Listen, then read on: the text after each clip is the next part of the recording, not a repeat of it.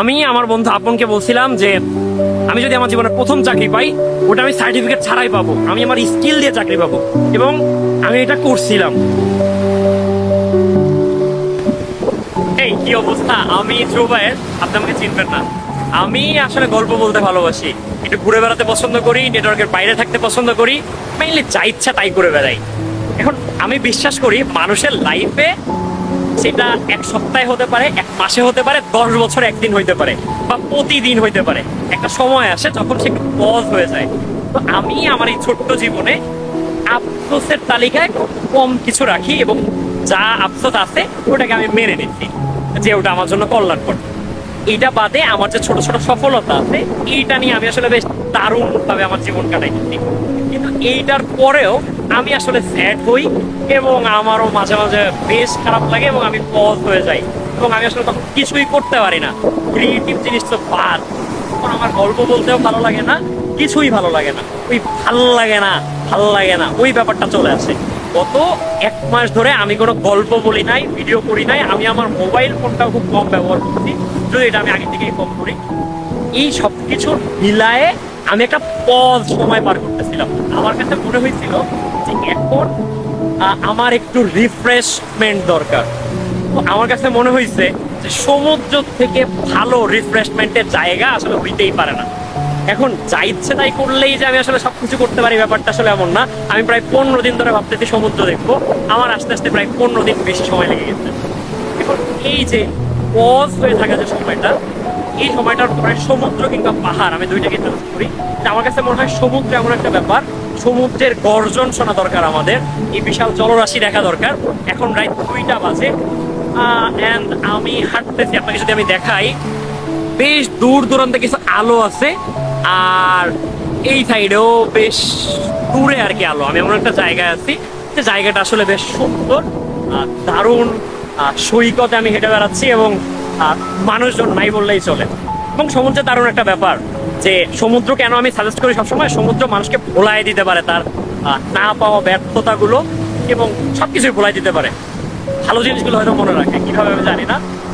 তো ব্যাপারটা আসলে এমন যে এই যে আমি এখন হাঁটতেছি, আমার যে একটা ফুটপ্রিন্ট আছে, এটা সমুদ্রের স্রোতে একটু পরেই ঘুরে চলে যাবে।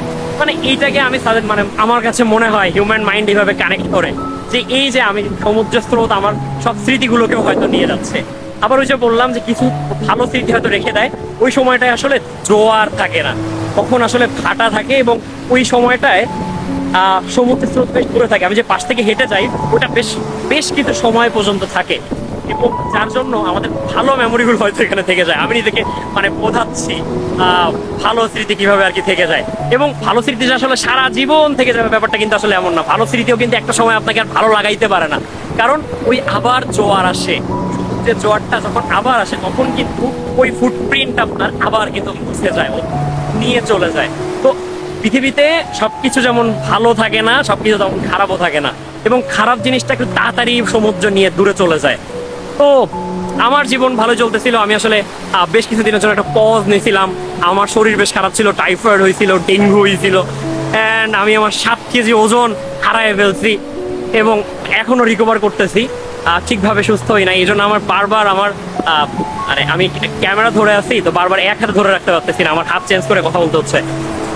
এবং ও শিট, ভয় পাইলাম। আমি আসলে এই যে সমুদ্রের এত স্রোত, এটা নিতে পারতেছি না, আমাকে নিয়ে চলে যাচ্ছে। বাট কি দারুণ একটা ব্যাপার, বেশ ভালো লাগতেছে।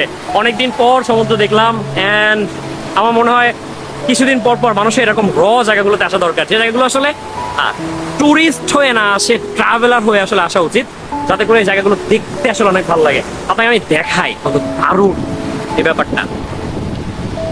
অ্যান্ড আমি যদি আপনাকে দেখাই সমুদ্রের স্রোত, আচ্ছা এটা দেখাইলে বুঝতে পারবেন না।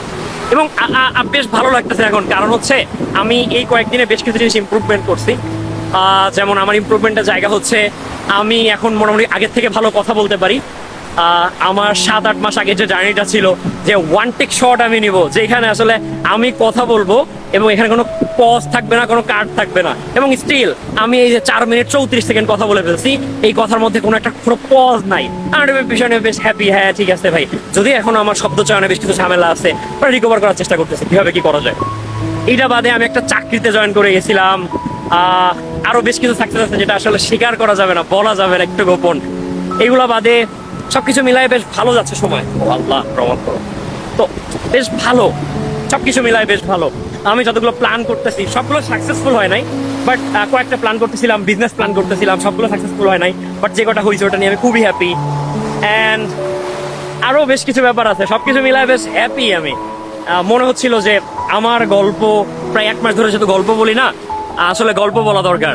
এখন এই সমুদ্র দেখাই, তাই না? সমুদ্র দেখতে ভালো লাগে, আমারও ভালো লাগে। আপনি বিশ্বাস করবেন না, এটা হচ্ছে কুয়াকাটা, বুঝছেন? আমি কিন্তু কক্সবাজারও যাই না, আমি কুয়াকাটার একটা জায়গা আছি। কুয়াকাটা কিন্তু দারুণ। সবাই চিন্তা করে আরে ভালো না ভাই, আপনি ভালো জায়গাগুলো খুঁজে বের করেন। ওই জায়গাগুলোতে আসলে সিকিউর আছে এবং অনেক টাকা খরচ করতে হবে। ব্যাপারটা আসলে এমন না, খুব কম টাকা খরচ হয়। যেহেতু আমি খুলনায় থাকি, 2-3 হাজার টাকা খরচ করলে আসলে কুয়াকাটা একটা ভালো ট্যুর দেওয়া যায় 2-1 দিনের। অ্যান্ড আমি বেশ ভালো সময় কাটাচ্ছি। এই জন্য মানে প্রায় 1 মাস পরে, আপনি বিশ্বাস করবেন কিনা জানি না, প্রায় 1 মাস পরে আমি ক্যামেরা ধরছি এবং ভিডিও করতেছি। বেশ ভালো লাগতেছে, মজা লাগতেছে। এতদিন আমি গল্প বলি না, বেশ কিছু গল্প জমে আছে, সবকিছু মিলায়ে ভালো লাগতেছে। এই জন্যই আর কি। তো আমার মনে হয় মানুষের লাইফে পজ সময়টা আসলে ওই সময়টা কাটানোর জন্য ঘুরতে যাওয়া দরকার এবং সমুদ্র দেখা দরকার। বিশেষ করে এই বিশাল জলরাশি দেখা দরকার। এটা করার পর আপনার নতুন করে সবকিছু শুরু করা দরকার। শুরু করলে ভালো কিছুই হবে। অ্যান্ড আমার চুল আবার বড় হয়ে গেছে, এটা নিয়ে আমার বাবা মা খুব বেশি কনসার্ন, এটা নিয়ে খুব বেশি বকা টকা দিচ্ছে। বাট যা ইচ্ছা তাই, লাইফে একটা সময় পর্যন্ত যা ইচ্ছা তাই করা উচিত। এবং আমি জানি না আসলে কতদিন এই যা ইচ্ছা তাই করতে পারবো। অনেকেই বলে যে ভাই যা ইচ্ছা তাই করার জন্য প্রচুর টাকা দরকার। আমি এটার সাথে আসলে একমত না। যা ইচ্ছা তাই করার জন্য আসলে টাকা দরকার না। এখন যা ইচ্ছা তাই এর একটা সীমা থাকা উচিত।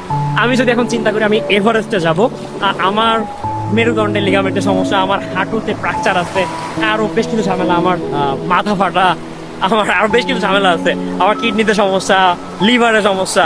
তো এই এত সমস্যা নিয়ে আমি যদি এখন হঠাৎ করে চাই যে আমি এভারেস্টে যাবো, ইটস কোয়াইট টাফ, ইম্পসিবল বলা যাবে। তো আমার আসলে চিন্তা করতে হবে যে যা ইচ্ছা তাই আমি যদি করতে চাই, আমার একটা লিমিট রাখতে হবে যে হ্যাঁ এইটা আমার পক্ষে সম্ভব, আমি এটা যা ইচ্ছা তাই করতে পারি। এটাই হচ্ছে ব্যাপার। ধরেন আপনার কাছে টাকা আছে, আপনি খরচ করতেছেন না, ওইটা সমস্যা। কিন্তু আপনার কাছে টাকা আছে, আপনার মন চাইতেছে, আপনি খরচ করে ফেললেন, দিস ইজ যা ইচ্ছা তাই। আপনার একটা জিনিস মন চাইলো যে হ্যাঁ আমি ওই কাজটা করব, বাট এখানে কারো বাস দেয়া যাবে না, কারো পেছনে লাগা যাবে না। এইটা যদি আপনি করেন তাহলে আপনার যা ইচ্ছা তাই ওকে। না হইলে আপনার মন চাইলো যে আমি ওটা বাস দিয়ে দিব আমার বন্ধুর, এইটা কিন্তু যা ইচ্ছে তাই হইলো না ভাই। যা ইচ্ছে তাই একটা সুন্দর টার্ম, যেটা আমার কাছে মনে হয় যে আমি আমার এই ছোট্ট জীবনে অ্যাপ্লাই করার চেষ্টা করতেছি এবং দারুণ ভাবে এটা আমি অ্যাপ্লাই করে যাচ্ছি। দেখেন, আমাকে অনেকেই বলতেছিল যে ভাই আপনি তো 1 মাস ধরে ভিডিও আপলোড করেন না, তারপর তো ভিউ আসবে না, আপনার ফলোয়ার বাড়তেছে না। বিশ্বাস করবেন কিনা আমি জানি না, আমি মানে হয় মাসে একবার দেখে আমার কয়টা ফলোয়ার হয়েছে।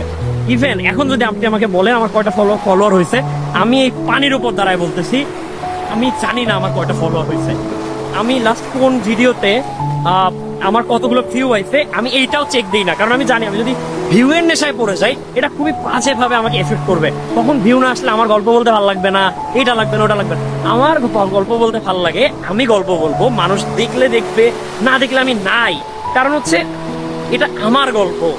আমি অন্য মানুষকে অ্যাট্রাক্ট করার জন্য যদি গল্প বানাই, সেটা তো যা ইচ্ছে তাই হইলো না, সেটা অন্য বিষয়। যখন আমি ওই পার্সপেক্টিভে ভিডিও বানাবো তখন ওইটার কথা আলাদা। এখন আমার মন চাইতেছে আমি যা ইচ্ছে তাই করবো। পানির এত স্রোত ভাই, কি দারুণ ব্যাপার, মাশাআল্লাহ।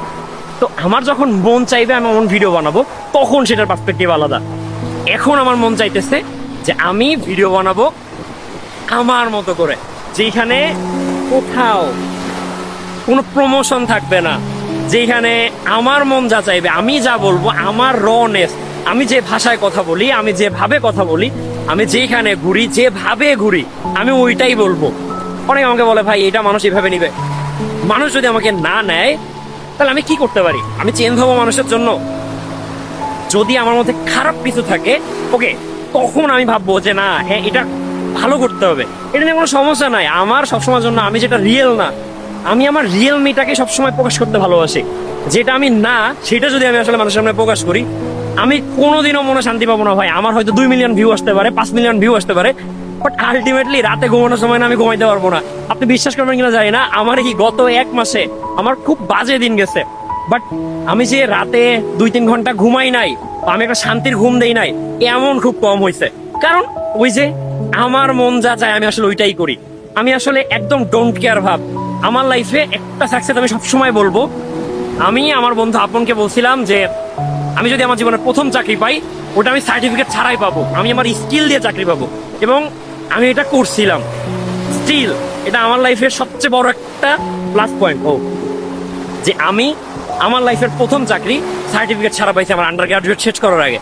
এবং আমি এখনো পর্যন্ত আমার আন্ডার গ্রাজুয়েটের সার্টিফিকেট আমার ইউনিভার্সিটি থেকে উঠাই নাই, কারণ আমার কাছে মনে হয়েছে ওটা পরে উঠাবো, আগে আমার স্কিল, আমি যদি স্কিল ডেভেলপমেন্ট করতে পারি আমার সার্টিফিকেটের দরকার নাই, আমার সার্টিফিকেটের আগে আমার স্কিল কথা বলবে। তো এটাই যা ইচ্ছে তাই।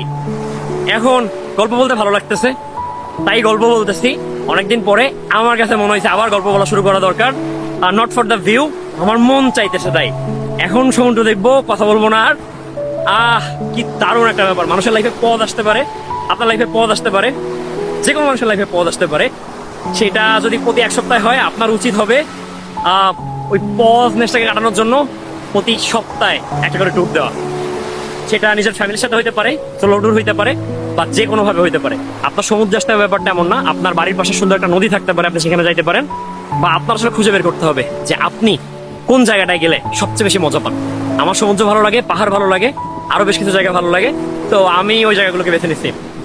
এখন দারুণ লাগতেছে, ভালো লাগতেছে, অনেকদিন পরে গল্প বলতেছি। আমি আসলে অনেক কথা বলি, আমি আসলে টকিং মানুষ, তো আমি এই জন্য আমি কথা না বলতে হবে ভালো লাগে না, সমুদ্রের সাথে কথা বলতে হবে।